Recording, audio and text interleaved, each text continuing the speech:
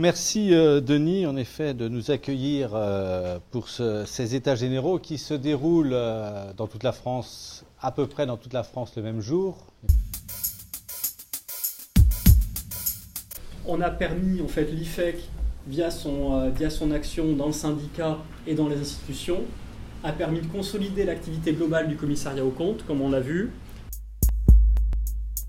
et de donner confiance au cabinet, leur donner envie de continuer l'activité de commissariat aux comptes et de leur fournir des moyens comme le PACPE pour mener à bien ces mandats. Ce qui permettra de construire l'avenir de la profession, c'est la qualité et la démonstration que les professionnels sauront faire sur le terrain de la valeur ajoutée qu'ils délivrent.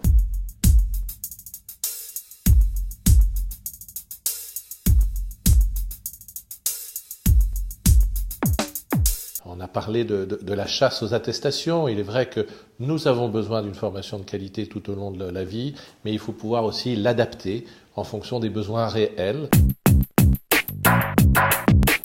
Les modifications européennes, les changements de cap de l'audit d'une manière générale, la concurrence qui se met sur le marché, et puis évidemment la volonté de toujours attirer à nous des jeunes pour renouveler les effectifs de notre profession et de nos cabinets sont véritablement des axes forts. Si on veut que la mission du commissaire aux comptes ait toujours autant de poids, avec un seul et même niveau d'assurance donné aux tiers, limiter le champ d'intervention du commissaire aux comptes en fonction de l'entité auditée.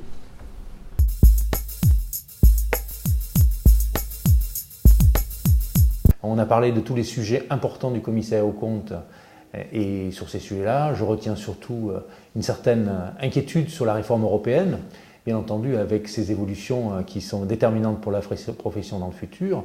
Donc souffrez-vous du dumping sur le marché des appels d'offres, et c'était la question 17 après, créer un délit de vente à perte dans le service permettrait-il de mieux garantir l'indépendance du commissaire aux comptes? Il y a des champs nouveaux qui s'offrent à nous dans le secteur public, dans les hôpitaux, dans les comités d'entreprise. Il y a également tout le domaine de la responsabilité sociale et environnementale. Donc il y a une certaine confiance.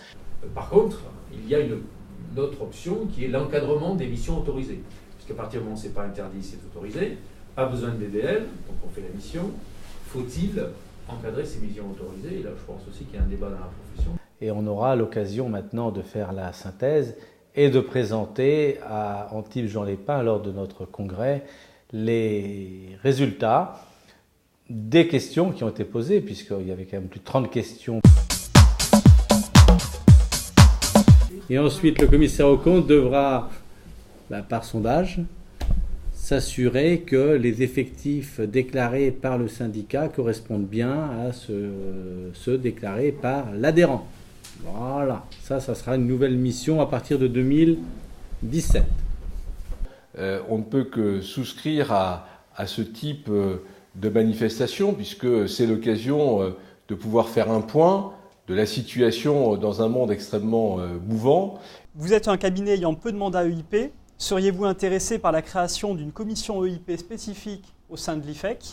Ils nous ont démontré que oui, c'est un marché qui continue à croître, qui offre de nouvelles opportunités pour qui sait les saisir. Donc une profession qui parle, qui discute, qui a des idées, qui avance et qui a une vision de l'avenir.